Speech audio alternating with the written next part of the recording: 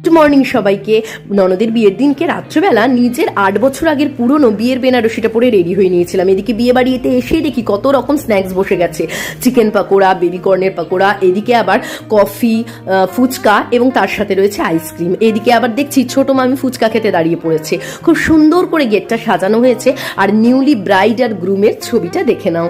তারপরে এই এত সুন্দর সাজানো জায়গা, এত লোকজন, সবকিছুর মাঝে শুধুমাত্র একজনকেই মিস করছিলাম, সেটা হচ্ছে আমার যে সবচেয়ে প্রিয় ননদ, সেই ননদকে, যে মেকআপ আর্টিস্ট। সে বিশেষ কারণে আসতে পারিনি, কিন্তু সত্যি মান্তা তোমাকে খুব মিস করেছি।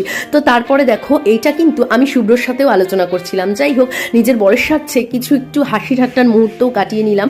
তারপরে ফটো তুললাম, ভিডিও তুললাম, সমস্ত কিছু করে আমরা চলে গেলাম বিয়ের জায়গায়, অর্থাৎ যেখানে বিয়েটা হচ্ছে। বাড়িতে অনেকের সাথেই আমার আবার দেখা হয়েছে বহু বছর পর। এদিকে আমার একটা খুব প্রিয় ননদ, ছোট্ট ননদ, তার সাথেও